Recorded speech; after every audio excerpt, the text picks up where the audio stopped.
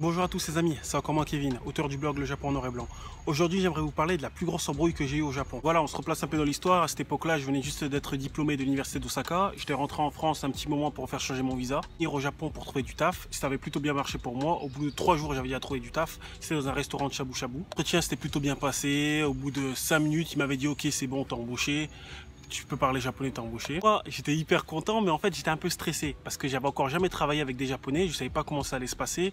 Personne parlait anglais. C'était vraiment, j'allais vraiment être moi-même, livré à moi-même. En tout cas, moi, c'est ce que je voulais, en fait. J'étais venu au Japon avec le niveau GLPT N2 et moi, en fait, j'avais l'intention de travailler avec des japonais afin d'atteindre le niveau N1. Le N1, en fait, c'est le niveau quasiment bilingue. Pour ceux qui ne connaissent pas, le GLPT, c'est comme le TOEIC, c'est comme un examen.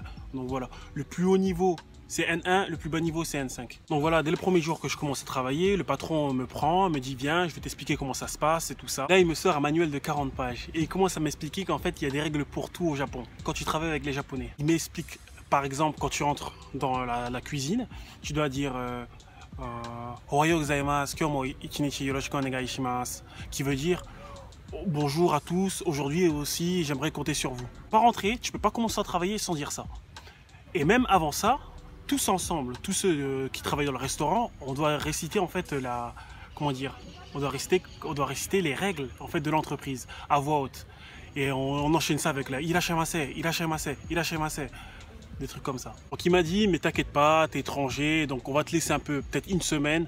Mais en tout cas, la seule chose que j'aimerais que tu fasses, c'est que tu respectes bien le keigo en cuisine. Le keigo en fait, c'est le langage qu'utilisent les Japonais pour s'adresser à un supérieur. Tu peux pas parler de la même manière à ton pote que tu parles de la même manière à ton boss. Tu peux parler de la même manière à quelqu'un qui est en dessous de toi que tu parles avec ton semblable. Donc voilà, pour moi ça posait pas de problème. J'avais déjà étudié le keigo à l'école, j'avais étudié le keigo à la fac, je connaissais en fait, j'étais briefé sur ça. Je savais qu'il y avait je savais qu'il fallait être modeste avec le boss, je savais qu'il fallait parler comme ça avec mes amis. Donc voilà, c'était pas ça le plus gros problème. Le gros problème c'était que les Japonais, si ils utilisent le keigo, par exemple, ils peuvent te demander des trucs de fou.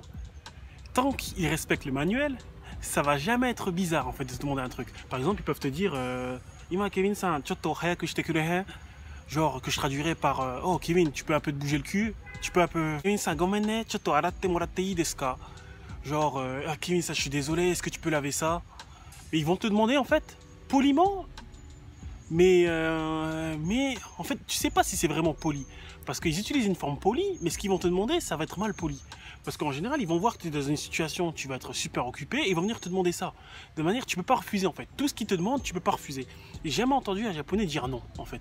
Jamais entendu un japonais dire non, dire oh non, je peux pas le faire, non, c'est mort. Pour ma part, je trouvais ça c'était intéressant, parce que j'en apprenais beaucoup sur la société japonaise, j'apprenais beaucoup en travaillant avec des japonais.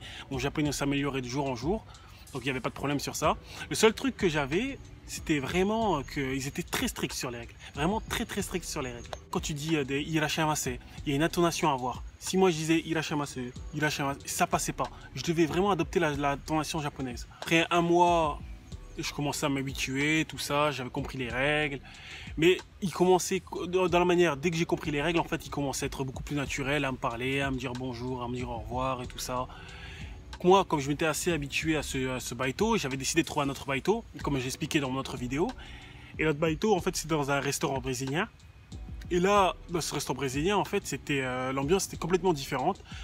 Ils respectaient le manuel, comme ils avaient un manuel aussi, ils respectaient tout, mais c'était différent. Continuer à enchaîner ces deux tafs pendant peut-être, pendant peut-être 5 ou 6 mois. Et arrivé à un moment, en fait, j'avais énormément d'heures par semaine. J'avais peut-être 60 heures par semaine, 55 heures par semaine. Je travaillais, j'étais assez fatigué. Vous savez, quand vous êtes fatigué, souvent, c'est difficile de continuer à respecter les règles. Vraiment, souvent, c'est très difficile. Vraiment, au niveau des heures sup. En plus, les patrons, à chaque fois, ils venaient me voir. J'avais déjà enchaîné 2 heures d'heures sup. Ils venaient me voir. Kevin-san, chotto, hensho muri yanna. Du genre, est-ce que c'est impossible? C'est impossible que tu rallonges un peu, encore 1 heure ou 2 heures. Et vraiment, c'était toujours la façon dont ils posent des questions, c'est toujours, tu peux pas refuser. Donc moi, j'en ai eu marre. Un jour, j'ai dit bon, c'est bon, j'arrête. Aujourd'hui, c'est mon dernier jour, j'arrête de travailler ici. Et je vais consacrer mon temps qu'à l'école primaire, qu'à mon deuxième baito à l'école primaire et le restaurant brésilien. Je suis arrivé au restaurant brésilien, ils m'ont tous accueilli très chaleureusement, ils étaient tous très sympas avec moi. L'ambiance était beaucoup plus décontractée parce qu'il y avait d'autres étrangers en fait qui travaillaient avec moi. Mais en fait, j'avais remarqué qu'il y avait certains Japonais en fait qui n'étaient pas du tout comme les autres. Je ressentais un peu comme de la jalousie envers eux ou j'ai pas de la rage, ou ils n'étaient pas contents de me voir arriver. Un en particulier, en fait, qu'il était bizarre dès le premier jour. Parce que dès le premier jour, en fait, tout le monde était venu se saluer, se présenter en japonais. Et lui, il arrive en mode yo, what's up, my friend? Genre, yo, comment ça va, mon pote? Moi, je l'ai regardé comme ça, je lui ai dit bonjour, oui, ça va. Très poliment, parce qu'en fait, c'est pas mon pote déjà. Tu me parles en anglais, tu me respectes pas. Tu sais pas si je peux parler japonais, tu sais pas si je parle anglais. Et moi, j'avais compris en fait que dès le début, en fait, dès le premier contact que j'ai eu avec ce mec, c'était mal poli. Le plus de ça, en fait, c'est qu'il me parle anglais. À chaque fois, il me parle anglais, alors que moi, je lui parlais en japonais, avec un anglais au couteau, un anglais au fusil à pompe. Je comprenais pas. À chaque fois, j'étais hein, ah, genre que je traduirais par s'il te plaît, parle en japonais, je comprends pas ton anglais. Vraiment. Parce que je sais pas si vous êtes déjà venu au Japon, ils parlent certains japonais, je dis bien certains sont très bons, certains ont un très bon niveau en anglais. Ils parlent un japonais katakana en fait. Le katakana, c'est le deuxième alphabet. En fait, tu as les hiragana et tu as les katakana. Les katakana, en fait, ils utilisent des katakana pour les mots étrangers, en fait. Les mots qui ne sont pas d'origine japonaise.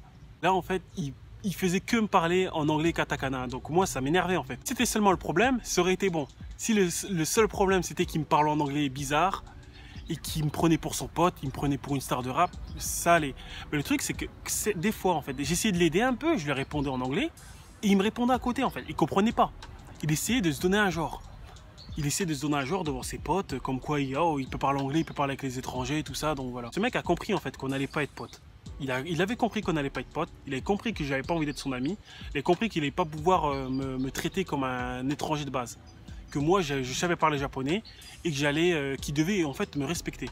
Et un jour en fait, c'était pendant la Golden Week je pense, le restaurant était très occupé, on était surbooké, j'étais en hall, en même temps en cuisine, je faisais pas mal de trucs. Et il vient me voir et il me dit Kevin, tu peux pas faire plus vite? Et là je le regarde, mais oh, ça va sa tête? Comment il peut venir me voir et me dire Kevin, tu peux pas faire plus vite? En plus, à la rigueur, s'il était venu me voir, me dire Kevin, tu peux pas faire plus vite en utilisant le langage poli honorifique, il était venu me dire Kevin, hayaku yatte. Du genre, il a dit ça d'une manière très très très mal polie.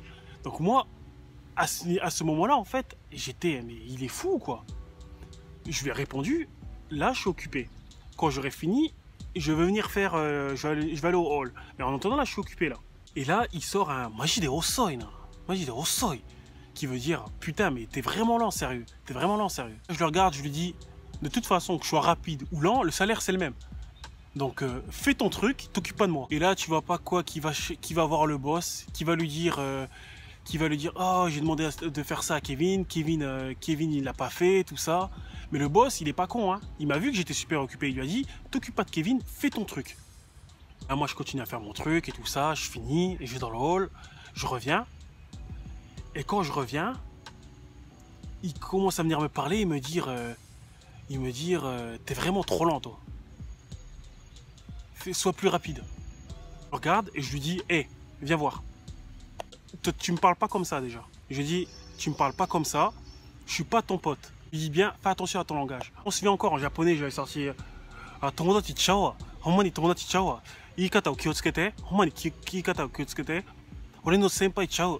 Je lui ai bien dit t'es pas mon pote, tu fais attention à comment tu me parles, parce que en plus de ça, je l'ai bien fait comprendre qu'en fait, il n'était pas mon senpai dans la vraie vie. Il n'était pas mon senpai au Japon, il n'était pas mon senpai en France. Parce que dans ce mec-là, en fait, il faisait rien de sa vie. Il était diplômé d'une université, mais il était diplômé en fait d'une université de merde. Parce qu'en fait, ce que je savais pas moi, c'est qu'au Japon, il y a des classements en fait d'université. Être diplômé d'université au Japon, en fait, c'est pas comme être diplômé d'université en France. En France, c'est vraiment difficile d'être diplômé d'université. La fac, c'est quelque chose de très difficile. Moi-même, j'ai été diplômé de l'université, je sais de quoi je parle. Au Japon, en fait, c'est très difficile d'entrer dans l'université. Je veux dire, quand je dis très difficile de rentrer dans une bonne université, mais c'est très facile d'être diplômé. Il y a en fait un système de classement. Il y a les universités nationales, par exemple Todai, Kyodai, Handai. Moi j'étais Handai. Et lui, en fait, il était même pas diplômé d'université, il était de Seimon-gakko. Seimon-gakko, c'est comme un peu les BTS et tout ça. D'après mes amis japonais, en fait, il y a plus de 700 universités au Japon. Vraiment de tous les niveaux, il y a vraiment de tous les niveaux. En fait, c'est très sélectif.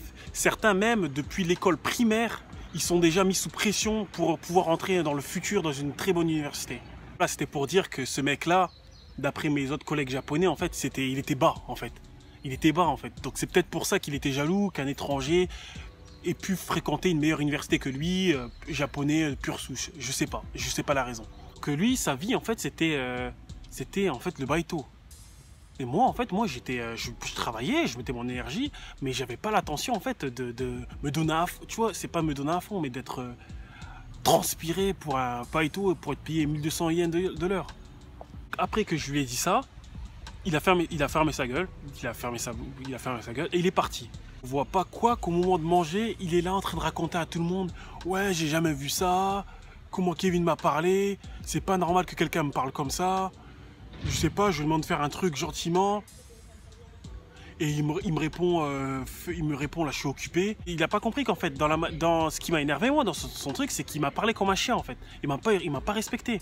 Parce que moi, dans les autres restaurants, dans tous les endroits que j'avais travaillé en France, ou que j'avais travaillé au Japon, on m'a toujours respecté.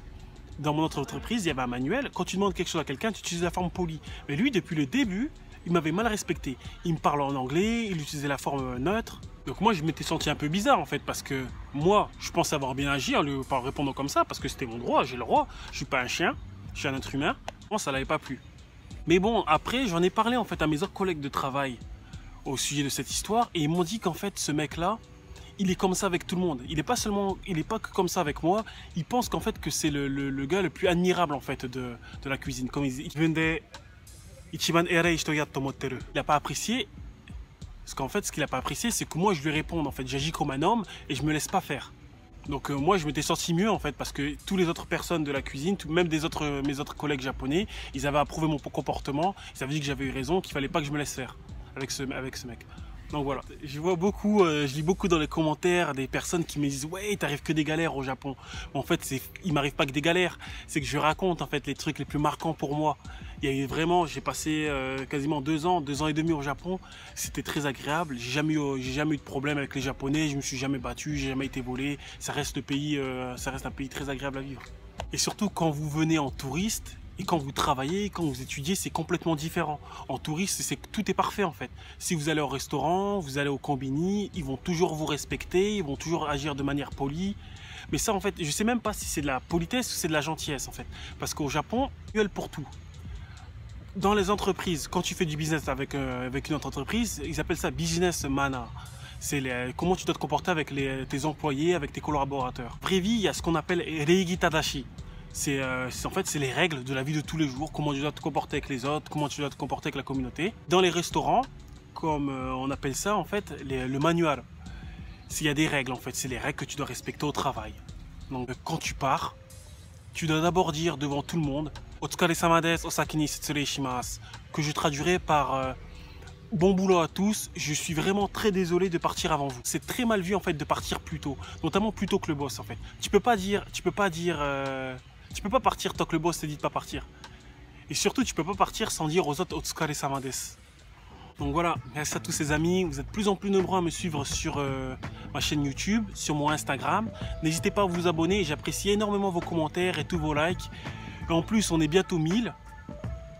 Ce qui est une très belle performance, étant donné que j'ai commencé YouTube il y a à peine 3 semaines. Donc voilà, merci à tous encore.